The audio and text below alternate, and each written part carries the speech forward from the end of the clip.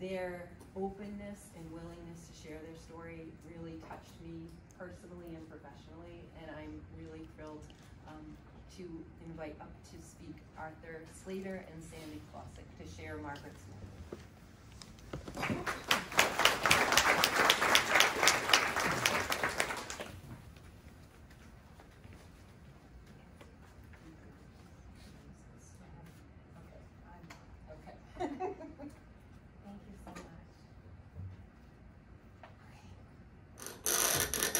So as we get ourselves situated, I'm going to ask that you understand our nervousness a little bit and know that we are not professional speakers. We are mom and dad that are trying to just maybe help a little bit. And before we begin our presentation, we like to share something physical with you to kind of help you with the reality of the situation. So after our daughter was born, I was gifted this bear. And this bear is the exact length and weight of our daughter Margaret at the time of her birth.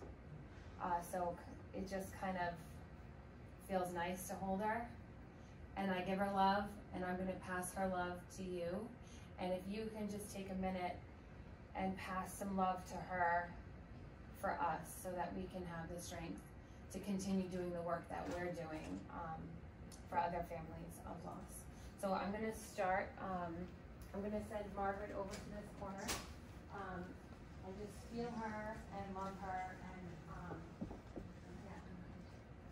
experience her God.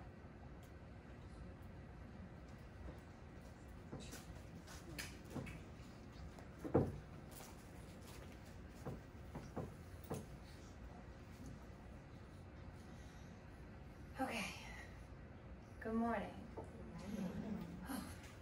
My name is Sandy Klossick, and this is my husband, Arthur Slater.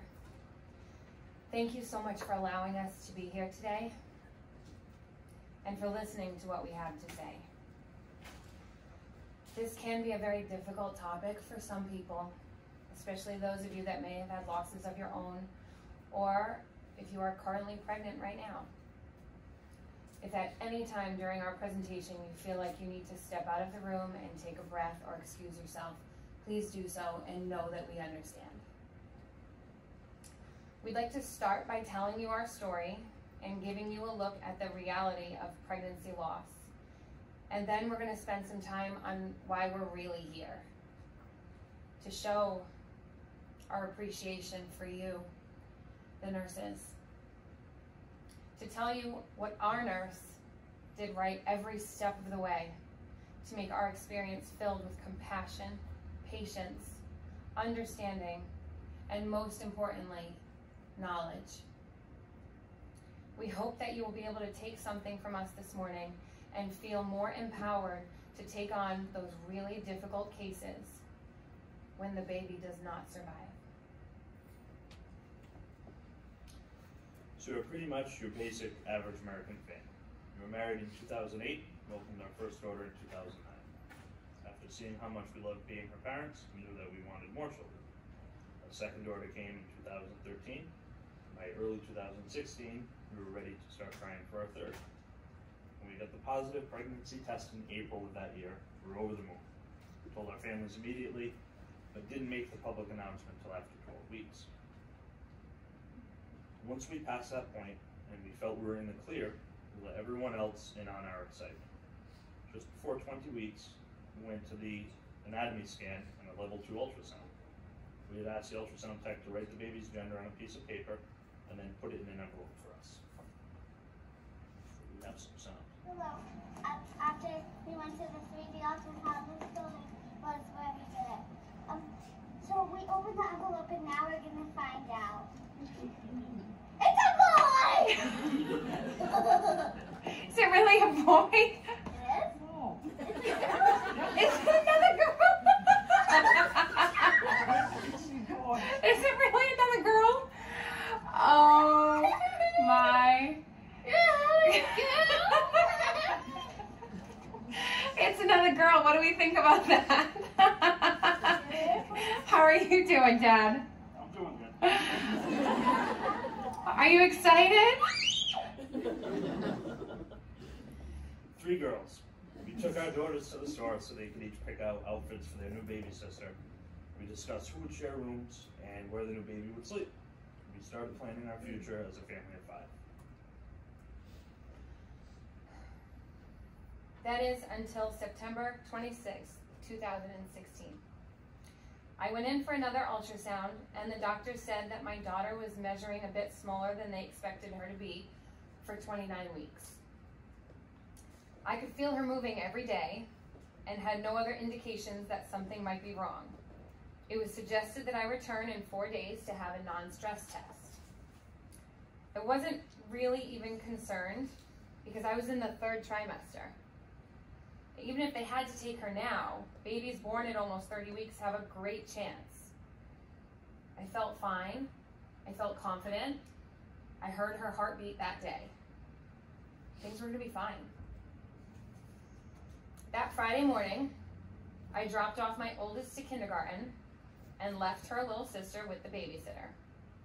I headed to the hospital for my test while my husband went off to work. The song Unsteady was playing on the radio as I pulled into my parking space. So I sat there for a minute and let the song finish because I liked the rhythm, and as a choreographer, I was perfecting the dance that I had going on in my head. You see, I remember every second of that morning. It's burned into my memory. I remember going to get in the elevator and being greeted by 2 custodians who made a joke about my big belly trying to squeeze into the elevator with both of them and all their equipment.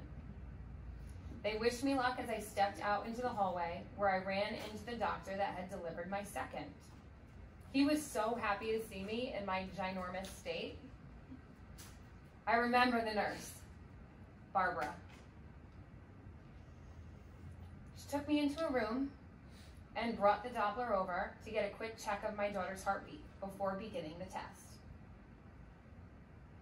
I remember how quickly her face changed.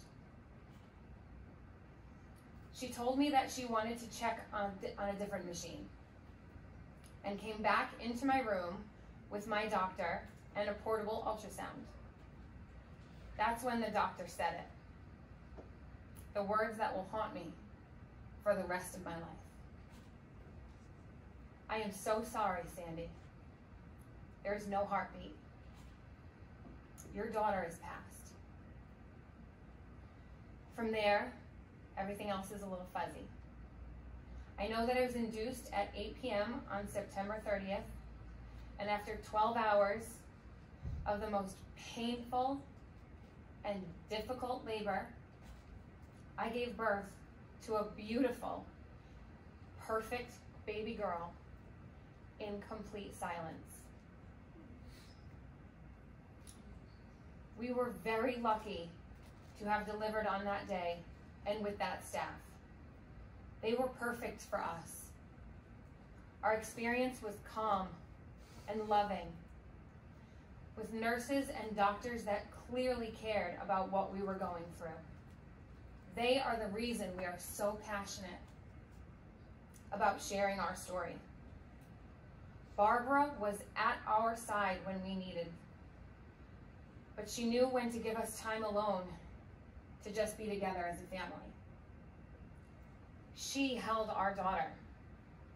She wrapped her in a tiny pink blanket and cared for her as she would have had any other of her living patients. She helped us make hand and footprints.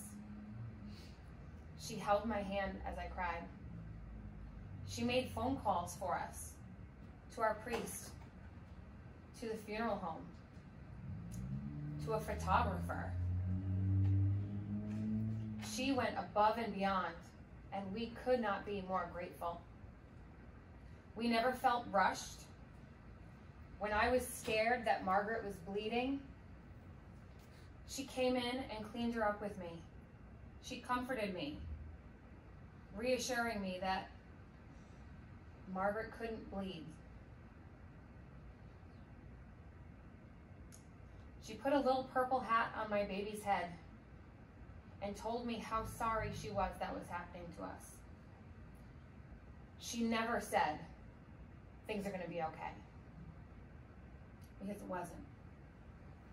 She never said, you can just try again. I didn't want to try again. I wanted that baby. She didn't push me to get up, to talk to anyone, or really to do anything other than just be sad. When eventually I fell asleep with Margaret in my arms, she sat in my room so that my husband could go call our families. That way, if I woke up, I wouldn't be alone. She made all of us feel loved and important.